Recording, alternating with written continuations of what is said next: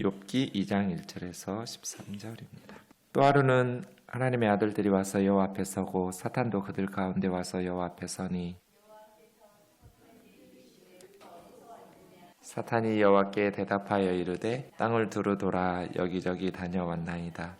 여호와께서 사탄에게 이르시되 내가 내 종 욥을 주의하여 보았느냐. 그와 같이 온전하고 정직하여 하나님을 경외하며 악에서 떠난 자가 세상에 없느니라. 네가 나를 충동하여 까닭 없이 그를 치게 하였어도 그가 여전히 자기의 온전함을 굳게 지켰느니라. 사탄이 여호와께 대답하여 이르되 가죽으로 가죽을 바꾸오니 사람이 그 모든 소유물로 자기의 생명을 바꾸올지라. 이제 주의 손을 펴서 그의 뼈와 살을 치소서. 그리하시면 틀림없이 주를 향하여 욕하지 않겠나이까. 여호와께서 사탄에게 이르시되 내가 그를 내 손에 맡기노라. 다만 그의 생명은 해하지 말지니라. 사탄이 이에 여호와 앞에서 물러가서 욥을 쳐서 그 발바닥에서 정수리까지 종기가 나게 한지라. 욥이 제 가운데 앉아서 질그릇 조각을 가져다가 몸을 긋고 있더니 그의 아내가 그에게 이르되 당신이 그래도 자기 온전함을 굳게 지키느냐. 하나님을 욕하고 죽으라. 그가 이르되 그대 말이 한 어리석은 여자의 말 같도다. 우리가 하나님께 복을 받았은즉 화도 받지 아니하겠느냐 하고 이 모든 일에 욥이 입술로 범죄하지 아니하니라. 그때 욥의 친구 세 사람이 이 모든 재앙이 그에게 내렸담을 듣고 각각 자기 지역에서부터 이르렀으니 곧 대만 사람 엘리바스와 수아 사람 빌닷과 나맛 사람 소발이라. 그들이 욥을 위문하고 위로하려 하여 서로 약속하고 오더니 눈을 들어 멀리 보매 그가 욥인 줄 알기 어렵게 되었으므로 그들이 일제히 소리질러 울며 각각 자기의 겉옷을 찢고 하늘을 향하여 티끌을 날려 자기 머리에 뿌리고 밤낮 7일 동안 그와 함께 땅에 앉았으나 욥의 고통이 심함을 보므로 그에게 한마디도 말하는 자가 없었더라.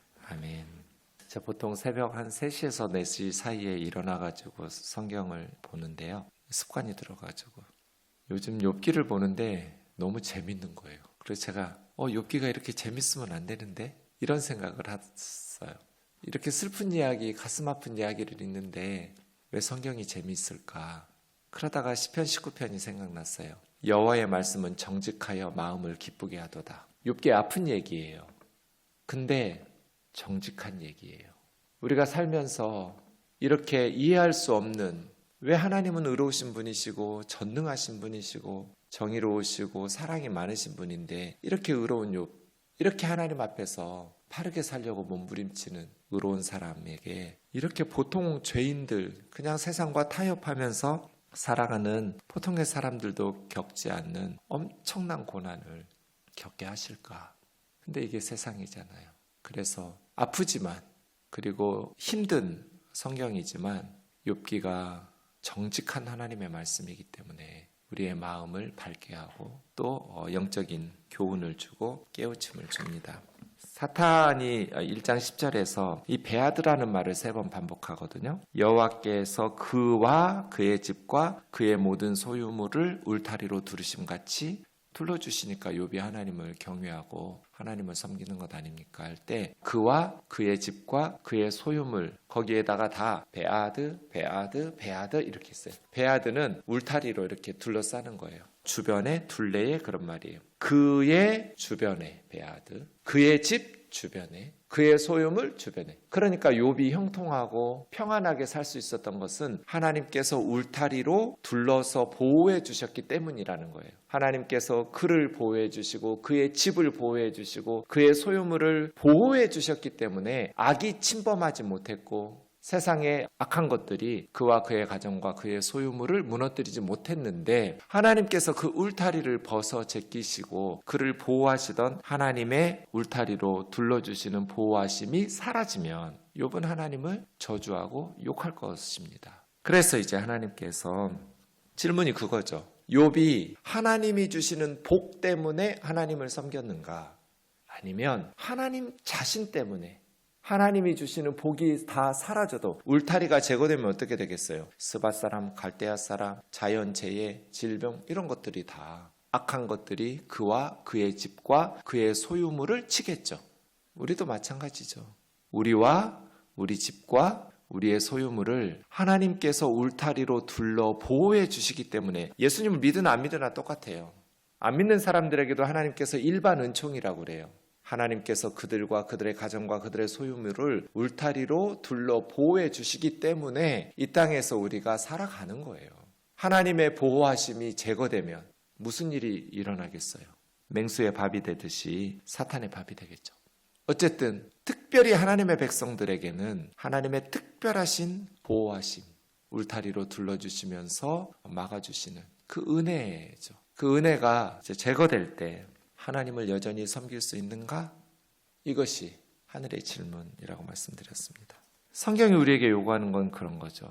하나님이 어떤 상황에서도 우리를 붙드시고 우리를 사랑하시고 우리의 삶을 주관하시는 것을 신뢰하면서 하나님께서 주시는 물질적인 복이 없어도, 하나님께서 주시는 건강의 복이 없어도, 자녀의 복이 없어도, 남들 결혼하면 다 애 낳고 하는데 나에게만 왜 하나님은 아이를 주시지 않으셔? 남들 다 누리고 사는, 내가 뭐 엄청난 욕심을 부리면서 하나님께 달라는 것도 아닌데 그냥 남들만큼만 이러한 것들조차도 허용되지 않을 때 하나님을 섬길 수 있는가? 그렇다면 우리는 지금 왜 하나님을 예배하며 섬기는가? 이 욥기의 질문이죠. 이제 2장에 가면 네가 어디서 왔느냐? 사탄이 땅을 두루돌아 여기저기 다녀왔나이다. 아주 건방진 대답, 건성건성 대답해요. 대충 돌아다니다 왔어요. 이런 식으로 대답하면 내 속에서 나온 자식이라도 진짜 한 대 때려주고 싶을 것 같아요. 내가 내 종 욥을 주의하여 보았느냐? 그와 같이 온전하고 정직하고 하나님 경외하여 악에서 떠난 자가 세상에 없다. 네가 나를 충동하여 까닭 없이 그를 치게 하였지만 여전히 자기 온전함을 굳게 지켰다. 4명의 종이 연달아서 왔잖아요. 그래서 그의 소유물과 자녀 10명과 모든 것을 그냥 그 동양의 최고 거부였는데 갑자기 빈털터리가 돼버렸어요.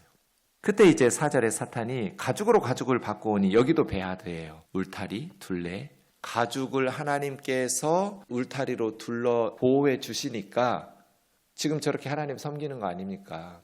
가죽으로 가죽을 벗깁니다. 그 말은 이 하나님께서 그의 가죽, 그의 몸을 에워싸고 보호하셨던 것을 제거해 주시면, 즉 생명의 위협을 느끼면 이제 욥은 반드시 틀림없이 주를 향하여 욕할 겁니다. 이제 자기 몸이 아파서 뼈와 살을 치솟아 생명의 위협을 당하게 되면 반드시 틀림없이 하나님을 향해서 욕할 겁니다. 그래서 하나님께서 네 손에 맡기노라, 생명은 해하지 말지니라. 여기서도 우리는 하나님의 울타리가 제거된 상황에서 하나님 섬길 수 있는가? 그리고 사탄은 하나님이 한계를 정해주시는 한에서만 하나님의 백성들을 괴롭힐 수 있어요. 그러니까 하나님의 백성들의 삶의 주관자는 사탄이 아니라 하나님이신 거죠. 사탄이 지 맘대로 못해요.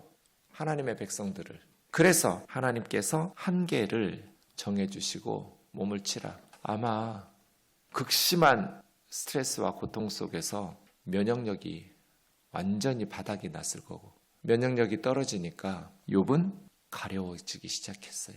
머리끝부터 정수리부터 발바닥까지 온몸이 가려워서, 뭐 지금처럼 연고가 있어요, 항생제가 있어요, 뭐 약이 있어요, 주사가 있어요, 뭐 피부 보습제가 있어요, 뭐가 있겠어요. 그 시절에 족장시대라고 보는데. 그러니 욥은 기와 조각으로 긋고 있는 거예요. 제 아내가 이렇게 몸이 가렵기 시작했어요. 몇 년 전부터. 그 옆에서 보는 게 너무 고통스러워요. 제가 하나님 앞에 기도했어요. 하나님, 제 아내의 가려움을 저에게 옮겨달라고, 그리고 아내 좀 고쳐달라고. 너무 고통스러워. 몸이 가렵다는 게요. 기도가 응답됐어요. 근데 반만 응답됐어요. 제 몸이 가렵기 시작했어요. 진짜 죽고 싶더라고요. 몸이 가려우니까. 24시간 가려운데 이거 어떻게 할 수가 없어요. 그래서 딱 3일 가려웠는데 제가 진짜 살고 싶은 마음이 하나도 없었어요. 목사인데도. 근데 생각해 보니까 하나님이 약속이 틀려요. 제가 뭐라고 기도했어요? 제 아내의 가려움을 나에게 옮겨서 아내는 고치시고 나만 가렵게 하는 거거든요. 근데 둘 다 가려운 거예요. 그래서 하나님, 이건 약속이 틀리지 않냐고. 아내는 안 가려워야지 내가 이 고통을 당하는 보람이 있을 텐데. 뭐 그런저런 뭐 고민하고 기도하다가 3일 만에 가려움이 사라졌어요. 뭐 병원에 간 적도 없고 뭐 한 것도 없는데, 아마 하나님께서 네 아내가 지금 얼마나 고통스러운지 한번 겪어봐. 그리고 기도 함부로 하지 마. 뭐 이런 식으로 교훈하셨는지 모르겠어요. 어쨌든 온몸이 가려운데요. 정말 살고 싶은 마음이 하나도 없어요. 욥이 얼마나 이렇게 가려웠을까요? 욥기 안에서 보면 여러 달째. 그렇게 욥이 친구들에게 말할 때 벌써 몇 달이니까 뭐 몇 주, 며칠이 아니에요. 그 이후로도 얼마나 지속됐는지 우리는 몰라요. 그 모습을 보면서 9절에 욥의 아내가 당신이 그래도 자기 온전함을 굳게 지키느냐 하나님을 욕하고 죽어라. 많은 성경학자들이 2000년 기독교 역사 가운데에서도 욥의 아내를 거의 무슨 아담을 유혹해가지고 선악과 따먹게 한 하와로 비유하거나 사탄으로 이렇게 악마화했어요. 그런데 이게 옳은가? 그런 생각이 들어요. 여러분 같으면 이렇게 안 하시겠어요? 여러분 믿음이 좋으시니까 안 할 수도 있죠, 그죠? 엄마하고 아빠는 달라요. 자식을 잃고 아빠가 아무리 슬퍼도 엄마만큼 슬프진 않아요. 그 제가 아이들에게 가르쳐요. 아빠는 50%만 부모다. 엄마가 100% 부모야. 엄마하고 아빠는요, 그냥 출발점이 달라요. 아이들에 대한 애정이나 희생이나 헌신이나 10명의 자녀가 떠났어요. 욥 힘들죠. 아빠니까 죽을 만큼 힘들어요. 차라리 자기가 아비된 자로서 1000번 만번 대신 죽어주고 싶지 자식들 죽는 것이 어떻게 쉽겠어요, 욥에게. 그런데 욥의 아내는요, 엄마는요, 욥만큼 덜 힘들었을까요? 욥같이 힘들지 않았을까요? 더 힘들었으면 더 힘들었지 덜 힘들지 않았을 거예요. 그런데 그렇게 부유했던 사람이 하루아침에 모든 재산이 사라지고 10명의 자녀들 그리고 온 몸이 종기가 나가지고 가려워가지고 긁고 있는데 그러면서도 남편이 하나님 앞에 버티고 있는 거예요. 자, 욥이 그 상황이면 욥의 병수발은 누가 있을까요? 욥에게 날마다 밥은 누가 해서 차려주어서 먹고 살았을까요? 욥이 아내예요. 그래도 먹고 살아야 되니까 백방으로 뛰어다니면서 음식 구해다가 남편 돌본 사람이 와이프예요. 누가 해요? 종들 다 죽었어요. 자식들 다 죽었어요. 가장 힘든 사람이 욥의 아내예요. 42장에 가면 다시 자녀들 10명을 낳아요. 어떤 여자하고 욥이 애들 새로 낳았을까요? 성경 어디에도 욥의 아내가 아니라 다른 여인이었다라는 말이 없어요. 욥의 아내가 욥을 떠났다는 말씀도 없어요. 그러니까 여러분 극심한 고통이 이렇게 찾아오면 불행이 찾아오면 표현은 거칠어져요. 부부지간에 그렇지 않나요? 평소에는 우리가 교양 있게 그냥 좋은 말, 예쁜 말들 하죠. 그런데 엄청난 재앙을 당하고 고난을 당하면 말이 거칠어지는 게 정상이에요. 남편을 보면서 너무나 치욕적인, 평소에 그렇게 치욕적인 삶을 살았던 여자가 아니잖아요. 가난하게 살았던 여인이 아니에요. 남들이 다 부러워하는 삶을, 정말 유복한 삶을, 다복한 삶을 살았던 여인이에요.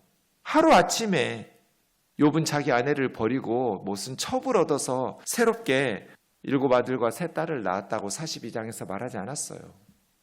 왜 성경에서도 비난하지 않는 비난을 함부로 하는 거냔 말이에요. 힘드니까 이렇게 말할 수 있죠. 하나님 욕하고 죽으라고, 우리 같이 죽자고. 우리 같으면 이런 말 안 할 것 같으세요? 하지만 욥의 곁을 지켰잖아요. 회개했다는 말이 없는데 했는지 안 했는지 모르겠지만 남편 말 듣고 왜 어리석은 여자처럼 말하냐고, 우리가 하나님께 복도 받았으니 화도 받지 않겠느냐고. 남편 말을 듣고 욥의 아내가 떠났다거나 남편을 또 욕했다거나 그런 말이 없어요. 어찌 보면 욥에게는 가장 힘든 말이었겠죠. 아내의 말이. 아내가 버텨주면 그래도 욥이 버티기가 쉬웠을 텐데 못 버티니까.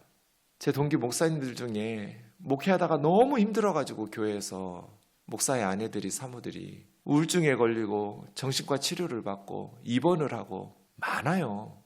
믿음이 없어서일까요? 뭔가 남달리 지은 죄가 많아서 그렇게 이상한 교인들 만나고 힘든 교회를 만나서 그렇게 정신과 치료를 받고, 전도사인 남편 만나고 목사 될 사람 만나서 결혼할 때는 나름대로 하나님 앞에서 헌신하면서 꿈을 가지고 비전을 가지고 희생을 각오하고 주의 일에 나섰을 거잖아요. 근데 교회에서는 목사들한테는 그렇게 함부로 안 해요, 성도들이. 근데 목사 아내들한테는 엄청 함부로 하잖아요. 우면동교회 빼고요. 그래서 정신과에 치료를 받고 입원을 하고 우울증에 걸리고 공황장애에 걸리고 목회는 힘들고 어떻게 말을 예쁘게 해요. 하지만 제가 목사님들한테 그래요. 우리가 목회할 수 있는 건 우리 아내들이 우리 곁을 떠나지 않기 때문이다. 버텨주고 있기 때문에 폼 잡고 목회하는 거지. 아내가 가정에서 지켜주지 못하면 어떤 목사가 목회를 할 수 있겠어요. 그래서 욥의 아내는 전 이해가 돼요. 그래서 하와하고는 달라요. 하와는 그런 고통을 겪은 적이 없잖아요. 불행을. 욥의 아내를 하와에 비유하고 사탄에 비유하는 거 전 동의할 수 없어요. 욥의 새 친구가 왔어요. 이제 앞으로 3장에서 31장까지 어제 우리 박 목사님 통해서 주신 것처럼 욥기 전체에 욥기가 42장이거든요. 70%예요. 욥과 새 친구의 대화. 그리고 32장에서 37장까지 엘리후라는 젊은 애가 나와서 혼자 4번 연설하고 떠들고요. 그 다음 38장부터 42장까지 하나님께서 욥에게 말씀하시고, 욥기는 2명의 욥이 있어요. 고난을 겪어내면서 복을 받는 욥도 있지만 원망하면서 회개하는 욥도 있거든요. 이 새 친구와의 대화를 시작할 거예요. 새 친구가 처음에 참 잘했어요. 마지막 13절이죠. 7야 7주 밤낮 7일 동안 아무 말도 하지 않고 욥 옆에서 함께 울어줬어요. 이게 최고의 위로였어요. 때로는 침묵해야 될 때가 있어요. 아무 말 하지 않고 그냥 옆에서 같이 울어주는 게 최고의 위로일 수 있죠. 기도하겠습니다. 살아계신 하나님 아버지, 우리는 욥과 같은 엄청난 일들을 겪는 부조리한 세상에서 살아갑니다. 우리가 그렇게 엄청난 일을 겪지는 않지만 우리 주변에서도, 그리고 우리들도 크고 작은 이해할 수 없는 고난과 역경 속에서 당혹스러워하고 어떻게 해석해야 되고 어떻게 받아들여야 되는지 난감할 때가 있고, 하나님 앞에서 다양한 감정의 찌꺼기들이 수면 위로 올라올 때가 있습니다. 자비로우신 하나님 아버지, 하나님의 말씀이 정직하여 우리를 기쁘게 합니다. 말씀의 정직한 교훈을 통해서 고난에 대처하는 하나님의 지혜를 얻게 하옵소서. 극도의 어려움 속에서도 하나님을 욕하고 원망하지 않았던 욥, 우리가 무엇 때문에 하나님을 섬기는지, 하나님이 울타리로 우리를 보호해 주시기 때문인지, 아니면 하나님을 사랑해서 하나님을 섬기고 있는지 우리의 마음을 살피게 하옵소서. 예수님의 이름으로 기도하옵나이다. 아멘.